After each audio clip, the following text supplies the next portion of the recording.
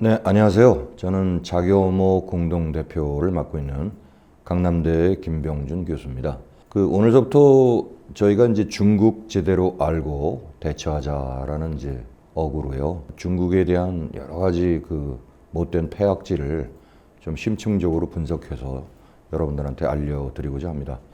그래서 제가 제일 먼저 중국의 본질 1강, 중국을 먼저 이해해야 침탈을 막을 수 있다, 이런 제목으로 작성을 했는데, 첫 번째 페이지 보시면요, 초한전이라고 나와 있는데, 초한전은 뭐냐면은 수단 방법을 가리지 않고 소위 all court pressing, 쉽게 말해서 농구에서 전면 압박이라고 말씀을 드릴 수가 있습니다. 그래서 hybrid war, 또 unrestricted war 이렇게 얘기를 할 수 있고요. 정치뿐만 아니라 경제, 산업, 노동, 교육, 문화, 이런 모든 측면에서 수단 방법을 가리지 않고 그 나라를 침략을 해서 말하자면 속국화시키는 전략을 취하고 있습니다.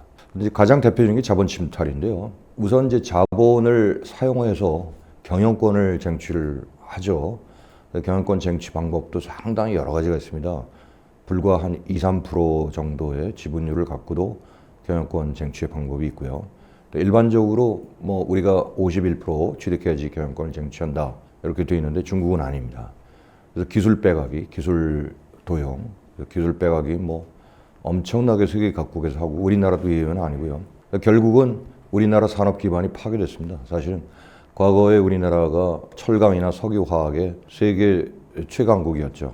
근데 이제 그게 고스란히 기술이 중국으로 이전되면서 중국이 지금 제조업 센터로 된 것을 인식하시면 되고요. 우리나라는 완전히 지금 그래서 첨단 산업 몇 개만 남고 위태로운 상황입니다. 얘네들 목적 종합 패권이라고 할 수 있고요. 오늘 말씀을 드리는 산업, 자본, 기술 침탈이 파격적으로 행해지고 있고, 이것은 또 서유럽하고 동유럽, 그거를 이제 본따서 여러분들이 이해하실 수가 있고요. 노동, 중국인 지금 우리나라에 한 250만 명만 있는데 비자 없이 들어올 수 있죠. 그래서 앞으로 1,500만 명까지 물밀듯이 들어온다 예측이 됩니다. 지금 큰 문제죠. 교육, 공제학원, 아주 공산당 문화를 가르치고요. 문화는 거의 중화사상에 따라서 우리나라 아주 빅 엔터테인먼트 업체를 카카오라든지 SM 벌써 침략을 해 들어갔고요. 거기서 알게 모르게 문화적인 침탈이, 문화적 침탈까지 나면 그람스이 이태리 공산주의자 말대로 거의 다 소국화되는 겁니다. 자, 우리가 이제 그 대표적인 자본 침탈이 이제 BRI라고 해서 Belt and Road Initiative, 우리가 이제 보통 1대1로라고 얘기하죠. 그 수법으로 이제 유럽을 침탈했는데, 특히 이제 동유럽 쪽에서는 자본력이 취약하니까 기간 산업을 이 친구들이 먼저 건설을 해주고, 그 다음에 그 자국의 노동력자를 갖다 씁니다. 이것도 위법이죠. 사실은 이제 본국 사람들을 써야 되는데, 그 뒤에 말씀을 드리겠고, 서유럽 쪽에서는 아예 핵심, 에너지라든지 자동차라든지 또는 부동산 물류라든지 이런, 또는 게임이라든지 바이오라든지 이런 그 각국의 핵심 최강 산업에 침투해서 그걸 먹어버렸습니다. 그래서 지금 유럽이 굉장히 많이 후회하고 있어요. 그래서 그걸 또 어떻게 진행되는지 한번 보기로 합니다. 그 다음 페이지에 보시면요, 우리나라의 핵심 기술 탈취를 이제 한마디로 요약을 하면은 최근 5년 사이에 한 121건인데 그 중에 중국으로 넘어간 게 70%가 넘고요. 이게 이제 수단이 아주 다양해요. 예를 들어서 직원을 빼갈 때는 가족 살해 협박서부터 별의별 수단을, 그다음 뇌물, 협박, 이게 이제 우리가 상상할 수 없는 모든 수단을 다 동원합니다. 그래서 이제 기술을 탈취하고, 탈취 주체는 현재 주재원이나 고용, 중국인들이나 또는 사이버, 이런 수단을 통해서 이게 하게 됩니다. 그래서 이제 우리가 LG U+가 그때 이제 중국으로부터 대단위의 인적 정보가 털렸죠. 그런데도 지금 아무런 대책이 없죠. 자, 그래서 그 LG U+뿐만 아니라 최근에 SK텔레콤도 해킹당했죠. 유심칩이.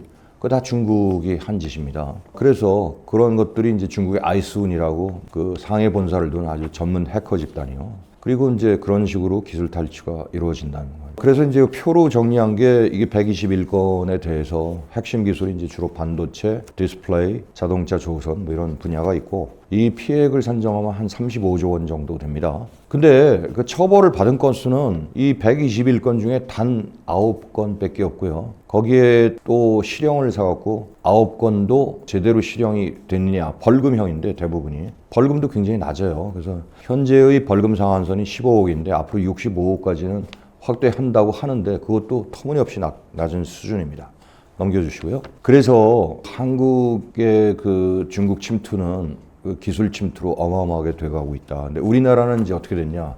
1992년도에 그 중국과의 수교가 이루어졌습니다. 자, 그 이후에 뭐 대기업들이 그냥 러쉬를 이뤄서 너도 나도 중국 러쉬로 이제 다 중국에 진출했죠. 그래서 대표적인 5대 그룹만 한번 봅시다. 현대차는 조금 늦게 진출했어요. 왜냐하면 98년, 92년서부터 이제 삼성이나 SK나 LG나 이렇게 진출했는데 현대는 왜 늦게 했냐면 자동차가 워낙에 그때 폭스바겐 국민차라고 그래갖고 독일이 이제 거의 중국 시장을 섭렵을 하고 있었습니다. 현대는 오토메이션 시스템으로 일찍 진출했는데 결국 기술 다 이전해주고는 그다음에 다 5군데가 지금 적자고 5군데 다 지금 퇴출 전략이 있습니다. 포스코 역시 마찬가지죠. 포스코 우리가 이제 보통 자동차 냉연 강판 이런 게 손쉬운 기술력이 아니에요. 그래서 이제 기술 이전을 안 하려고 포스코도 97년도에 늦게 하면서 자기 지분을 굉장히 많이 했어요. 근데 참고로 중국은 100% 단독 법인이 들어갈 수 없습니다. 그래서 합작 법인, 자기네 중국 법인을 꼭 끼고 들어가야 되고, 그 다음에 3년 이내에 어느 정도 기술 이전을 해줘야 됩니다. 그것도 이제 약간 계약 상황에 다를 수 있지만, 그래서 포스코는 기술 이전을 좀 늦게 해주려고 자기네 지분을 넓혔는데 결국 소용이 없었어요. 그래서 한 5년 지나니까 싹 예를 들어서 그런 기술이 다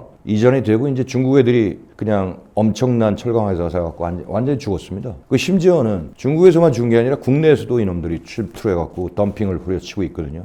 뭐 그런 상황. 삼성전자 마찬가지입니다. 삼성전자는 반도체만 지금 HBM이 사실은 SK 하이닉스에 비해서 떨어졌지 않습니까? 근데 중국 애들한테 바이두나 이런 데로 납품을 해요. 중국 AI 업체. 그래서 삼성이 아직까지는 버티고 있는데 그것도 곧 예를 들어서 기술 다 떨어지면 와이프아웃 되는 겁니다. 그러니까 삼성도 뭐 스마트폰 같은 거 뭐 이미 다 철수가 됐고요. LCD, 패널 이것도 다 지금은 걔네들 걸로 다 대체가 되고 오직 반도체만 살아남다. LG화학 마찬가지입니다. LG화학에서는 여러분들이 전기차 배터리 LG 에너지 솔루션 알죠? 그래서 니켈 뭐 그 세 개. 그거는 이제 전기차 배터리는 얘네들 바이두라고 그 전기차 회사가 있으니까 어마어마하게 뭐 폭발하는데 이제 그건 나중에 말씀드리겠지만 그것도 상당히 문제가 많아요. 그래서 그거 빼놓고는 거의 다 망하게 생겼다. SK 역시 아까 말씀드린 SK 하이닉스 빼고 뭐 거의 뭐 이노베이션 온 뭐 다 적자입니다. 그다음에 이제 중국에서 우리나라로 직접 M&A 침투하는 게 두 가지. 이번에는 아웃바운드, 이번에 인바운드입니다. 인바운드에서는 알짜 중소기업이 다 막혔어요. 그래서 뭐 동양생명, 알렌츠, 초록뱀, 시그널, 레드로버, 영실업 이런 것들이 뭐냐면 주로 컨텐츠 우리 중소기업이 아주 좋은 게 미디어 컨텐츠나 엔터테인먼트 쪽입니다. 그래서 그쪽을 아까 컨텐츠를 왜 잠식한다? 그 중국 문화 침투할 때문에 그렇습니다. 그 다음 페이지요. 그리고 대기업도 만만치 않아요. 그래서 대기업도 엄청나게 들어왔는데 금호타이어는 지금 한국타이어하고 쌍벽을 이루는 타이어 업체죠. 기술력도 굉장히 있는 회사입니다. 근데 중국의 더블스타한테 맡겼어요. 그리고 산업은행 그 채권단이 대단히 부실 채권을 갖고 있기 때문에 그거를 이제 중국 업체한테 넘기려고 하는데 이제 그게 또 좀 요지경이에요. 그래서 올해까지 일단은 니네 이걸 좀 계속 확보를 하는 식으로 해라. 그리고 아직도 이제 부실 채권 처리 문제가 좀 남아 있어서 더딘 상태. 근데 그동안에 벌써 뭐예요? 타이어 기술력 다 뽑았어요. 아주 뭐 산산조각. 쌍용차도 마찬가지예요. 중국의 상하이 자동차에 팔렸는데 거기 쌍용이 벤츠 엔진 갖고 있는 디젤 하이브리드 기술 그거 불법으로 다 이전됐어요. 이전되고 그러니까 그게 불법인데 아까 불법 기술 수출 보셨잖아요. 이전되고 나서 그 다음에 걔네들 철수하면 뭐합니까? 다 빼돌리고요. 상하이 자동차는 지금 철수를 했는데 지금은 이 KG 마빌리티로 바뀌었지만 이미 때는 늦으리. CJ 게임즈 여기 게임 아까 엔터테인먼트 이런 거 많이 한다고 그랬죠. 텐센트가 28%면 거의 먼 겁니다. 완전히 대주주예요. 3대 주주라고 하지만 28% 얘네들이 이사회에서 어떤 수단을 쓰냐면요. 다 나머지 이사들도 매수해요. 아까 말씀드렸잖아요. 두산 공작 기계는 먹을래도 못 먹었어요. 여러분 잘 아는지 이번에 그 MBK 파트너스 고려아연 영풍에서 그 MBK는 마이클 병주 킴입니다. 김병주라는 친구인데 사모펀드 운영애죠. 미국에서 많이 있었고. 근데 걔가 주로 했던 일이 중국계한테 팔아먹는 거예요. 지네들이 갖고 있다가 두산공작기계 무지하게 좋은 회사예요. 그 1조 원에 일단 MBK가 먹었는데 MBK는 나중에 어떻게 거기서 2조를 뽑아먹고 나중에 2조에 팔았어요. 4조를 먹었어요. 3조. 그러니까 굉장히 좋은 그 2조를 처음에 중국계 기업한테 팔라고 했어요. 근데 거기에 두산공작기계가 고정물 마시닝 센터가 이게 또 국부 기술입니다. 그 유출 안 되니까 그래서 실패하고 딴 데 팔렸죠. SM 엔터테인먼트 이거 대표적인 이수만이 하는 저거 아닙니까? 가수들 뭐 이런 거 알리바바에 또 팔렸어요. 알리바바에 4%밖에 안 들었지만 아까 말씀드렸다시피 그 컨텐츠에서 가수들 다 해보면 SM은 이제 나머지 요새 카카오도 막 지분 더 판다고 그러잖아요. 똑같은 얘기입니다. SM도 이제 넘어갑니다. 다음 페이지. 카카오 나오죠. 카카오 마찬가지로 텐센트가 지분율 처음에 13.8%고 지금 이제 6%가 들어가죠. 근데 거의 맥힌 거예요. 나중에 카카오 김범수가 울며 겨자 먹기로 줄 수밖에 없어요. 이미 다 잠식이 됐어요. 그래서 여러분들 카카오 많이 쓰죠. 그거 100% 다 노출된다고 보시면 됩니다. 자, 삼성전자 말씀을 드릴게요. 삼성전자가 기가 막혀요. 삼성전자는 적어도 뭐 우리나라 기업이겠다 이렇게 오해하는데 아니에요. 중국의 영향력이 벌써 많이 들어갔습니다. 어떻게? 삼성전자의 2대 주주가 펀드인 블랙락이 5.03%를 갖고 있어요. 물론 이제 1대 주주 삼성그룹이나 이런 거 다 포함하면 20%가 됩니다. 삼성생명이 8.6%, 그다음 국민연금이 7.25%인데. 그러면 3대 주주가 블랙락인데 블랙락은 미국 회사 아닙니까? 네, 맞습니다. 근데 블랙락의 형제 회사가 있어요. 블랙락은 무슨 회사냐면 이게 이제 쉽게 말해서 자산 운영 회사인데 자산 한 10조 달러 운영해요. 그 원래 블랙스톤이라고 있습니다. 블랙스톤은 아까 말씀드린 MBK 파트너스 같은 세계 1위의 사모펀드, 그러니까 경영권 쟁탈하고 뭐 이런 회사입니다. 그 블랙스톤이 원래 회사인데 블랙스톤에서 분사해 나온 게 블랙락입니다. 그러면 블랙스톤이 어떤 회사냐? 블랙스톤의 10%를 최근에 중국 투자공사 CIC, Chinese Investment Corporation, 걔네들이 먹어갔어요. 그러니까 거의 블랙스톤의 경영권, 의사결정권은 중국 애들이다. 이게 실제가 있어요. 이 블랙스톤이요. 유럽에서 다 M&A 직거래할 때 블랙스톤이 앞장서서 했거든요. 그리고 다 중국 기업한테 넘겼어요. 그런 신뢰가 있어요. 여기도 블랙락하고 블랙스톤은 별개 회사면 주주 구성이 비슷해요. 야, 그거 3대 주주면 아직 건들만 하지 않느냐. 꼭 그렇게 생각하면 안 된다고 그랬죠. 여러분들. 아까 2, 3%도 중국의 영향이 아주 지대합니다. 그러면 나머지 삼성생명 8.6%도 지금 유지될지 안 될지 몰라요. 지금 저 사람들이 법을 바꿔 국회에서 평가액을 시가로 바꾸게 되면요. 총 자산의 3% 이내만 경영권에 직접적 행사를 할 수 있어요. 그럼 나머지 거의 다가 삼성생명이 갖고 있는 거는 거의 다가 이제 의결권이 없어진다는 얘기예요. 그럼 어떻게 돼요? 국민연금 다음에 2대 주주가 중국계 되는 겁니다. 넘겨주세요. 자, 고려아연 양풍 이것도 안 드릴 수가 없죠. 근데 재밌어요. 고려아연이라는 회사가 뭐냐면은 우리나라의 비철금속 중에 굉장히 중요한 그런 비철금속을 재련 생산하는 업체입니다. 거기엔 반도체 원료, 그 다음에 군사 장비, 그 다음에 AI에 소용되는 여러 가지. 그러니까 없어서는 히토리 같은 거라고 생각하시면 됩니다. 이제 그런 거를 만드는 회사니까 거기에서 눈독을 들이는 애들이 누굴까요? 중국이죠, 중국. 어떻게 시작됐냐면은 장 회장은 영풍이고 고려아연은 이제 최 사장이죠. 두 간의 지분 싸움이 벌어졌는데 왜 했냐면 감정 싸움으로 벌어졌어요. 처음엔 야 배당 좀 다 하고 근데 야 우리 재투자해야 돼. 배당 줄 거 없어. 근데 영풍은 좀 시들었거든요. 그 다음에 영풍은 그냥 광업 회사니까 채광하는 회사니까 이게 이제 좀 시들을 거 아니에요. 그래서 이제 최 사장이 돈이 좀 없어서 배당 좀 뜯어가려고 그러는데 배당을 안 주니까 야, 그럼 경영권을 내가 다시 가져와야겠다. 그래서 싸움이 벌어진 건데 이게 어떻게 되냐면 좀 힘이 붙여요. 영풍이 힘이 붙이니까 5%를 MBK를 들여갔어요. 그래서 MBK가 아까 말한 마이클 병주, 김병주를 해서 걔 뭐가 특기다? 싸게 사서 비싸게 파는 거 특기인데 비싸서 어디다 파느냐?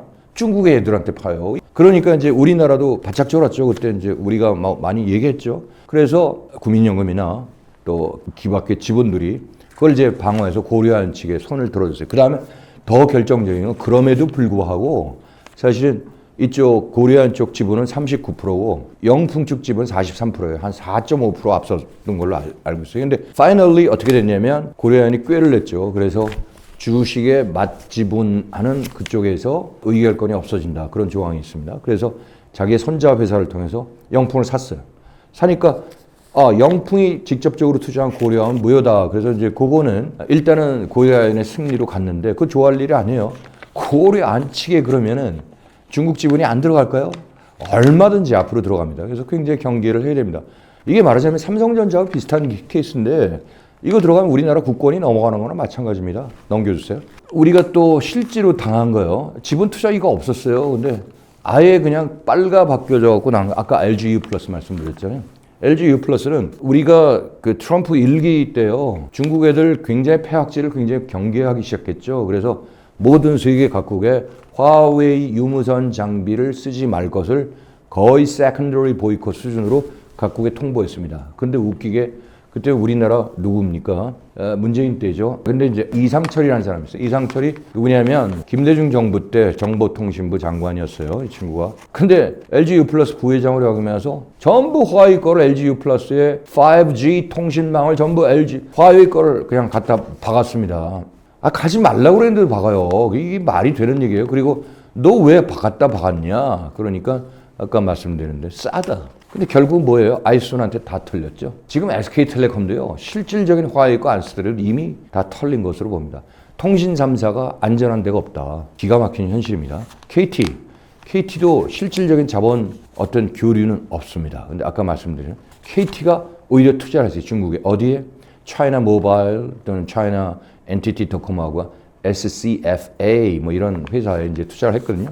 투자하면 이제 거기서 기술 이전이 나고 또 이게 되는 겁니다. 그 다음에 우리나라 조중동 언론들 다 중국 애들 사주에 침투 안 됐을까요? 저는 당연히 답합니다. 중앙일보만 났지 않습니까? 텐센트로부터 1,000억 뭐 자회사에게 뭐 방송 저쪽으로 해서. 근데 방송법에 있어서 원래 못 들어오게 돼 있어요. 우리나라. 근데 중국에 들어왔잖아요. 이거 밝혔잖아요. 이거 말고 1,800억이 더 있대요. 2,800억. 그럼 나머지 조선 동화는 뭐 뻔할 뻔짜죠. 이 물증은 없죠. 지네들이 얘기를 안 하니까. 그러니까 매스컴이 전부 그런 식으로 지금 중국화되고 있어요. 이런 현실입니다. 자, 그래서 제가 이때까지 말씀드린 거는 중국이 우리나라 그 기업, 언론 이런 걸 자본 유출, 그 다음에 기술 유출 요 측면에서만 검토를 했는데 여러분들 그것만 보더라도 아주 손쉽게 알게 될 수 있지 않습니까? 그래서 그런 식으로 우리나라 기업, 언론 이런 게 넘어가면요. 지금의 이런 왜곡된 구조를 여러분들이 좀 알 수 있었지 않나 이렇게 생각합니다. 다음번에 2강에는 우리가 이제 서유럽하고 동유럽을 중국 애들이 어떻게 침략했냐 그걸 좀 공부해 보기로 하겠습니다. 감사합니다.